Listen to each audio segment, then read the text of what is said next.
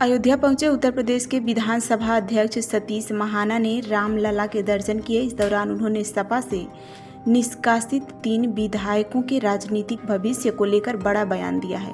उन्होंने कहा कि फिलहाल इस मामले में कोई आधिकारिक पिटीशन विधानसभा अध्यक्ष के पास नहीं आई है। विधानसभा अध्यक्ष सतीश महाना ने मंगलवार को अयोध्या पहुंचे, जहां उन्होंने रामलला के दर्शन किए। सर्किट हाउस में भाजपा कार्यकर्ताओं और स्थानीय नेताओं से उनका स्वागत किया गया।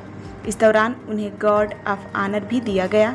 मीडिया से बातचीत करते हुए सतीश महाना ने समाजवादी पार्टी द्वारा निष्कासित 3 विधायकों अभय सिंह, राकेश प्रताप सिंह, मनोज पांडे के राजनीतिक भविष्य को लेकर कहा कि जो नियम है उसके अनुसार यदि कोई विधायक पार्टी की मंशा के अनुरूप कार्य नहीं करता तो पार्टी को अधिकार है कि वह रूल 10 के तहत अध्यक्ष के समक्ष पिटीशन दायर करे। पिटीशन पर फैसला गुण दोष के आधार पर लिया जाता है।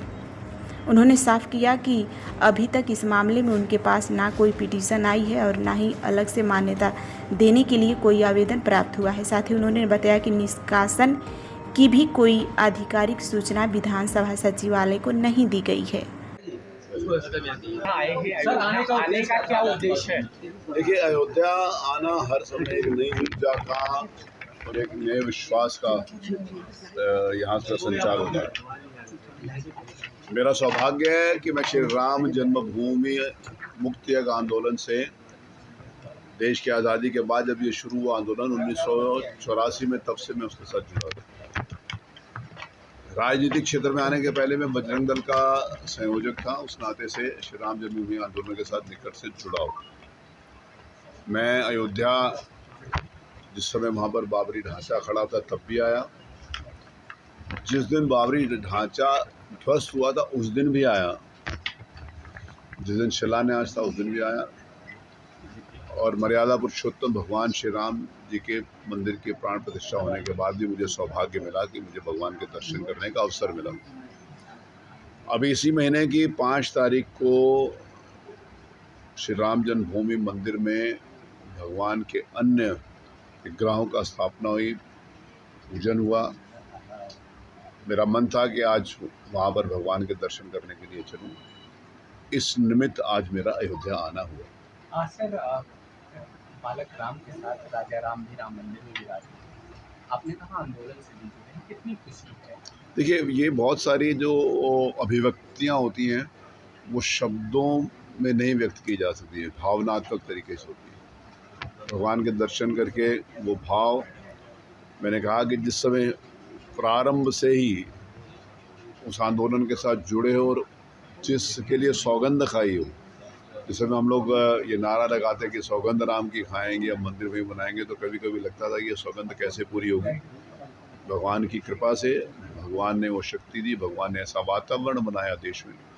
इस देश में ऐसी राष्ट्रभक्त सरकार आई माननीय मोदी जी के नेतृत्व में।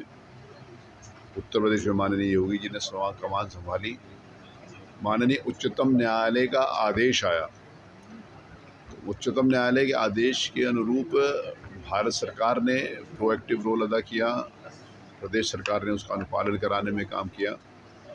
मैं उस समय मिनिस्टर था और अयोध्या का प्रभारी मंत्री भी था, तो अयोध्या के प्रभारी मंत्री होने के नाते से भी मुझे इस अयोध्या की पुण्य भूमि को सेवा करने का मुझे सौभाग्य प्राप्त हुआ है। तो ये मेरे लिए बहुत गौरव की बात है।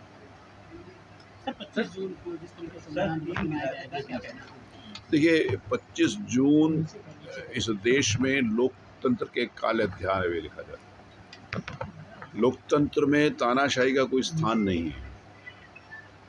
हमारे संविधान में लोकतंत्र की सबसे महत्ता, आवश्यकता और उसके ऊपर पूरा विस्तार से चर्चा भी करी है, और पूरी दुनिया का सबसे मजबूत और सबसे बड़ा लोकतंत्र हमारा देश है।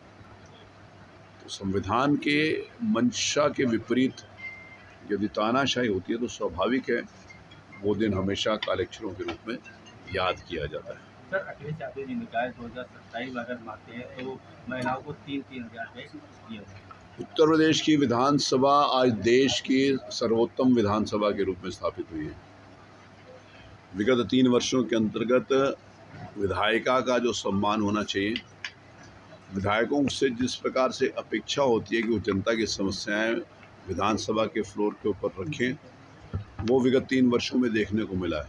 मुझे इस बात को कहते हुए प्रसन्नता है कि सरकार के प्रयास से, सरकार के द्वारा जितने भी वहाँ पर इश्यूज रखे जाते हैं, विपक्ष उसके ऊपर चर्चा के लिए तैयार रहता है। 3 वर्ष में केवल 2 दिन विधानसभा का एडजर्नमेंट हुआ, बाकी विधानसभा में बड़ी स्वस्थ चर्चा परिचर्चा के माध्यम से उत्तर प्रदेश की जनमानस की जो समस्याएं होती हैं उनको एड्रेस किया जाता है। विधायिका का एक सम्मान हो, क्योंकि लोकतंत्र में जिस समय तीनों पिलर्स के बारे में बात करते हैं तो विधायिका, कार्यपालिका और न्यायपालिका, तीनों का अपना अपना रोल है और तीनों को अपनी अपनी सीमाओं में काम करना चाहिए। विधायिका का एक जो डिस्कनेक्ट जनता के बीच में था, उसको पुनर्स्थापित करने का मैंने संकल्प लिया था। विधायकों को जिस प्रकार जनता जिस प्रकार के लोगों को चुनती है, वो बहुत संवेदनशील हैं। मैं इस बात को कहते हुए मुझे प्रसन्नता होती है कि उत्तर प्रदेश के 403 विधायकों में से हमारे पास डॉक्टर्स हैं बड़ी संख्या में, इंजीनियर्स हैं बड़ी संख्या में, मैनेजमेंट के लोग हैं बड़ी संख्या में, लॉ ग्रेजुएट्स हैं बड़ी संख्या में, PhD हैं।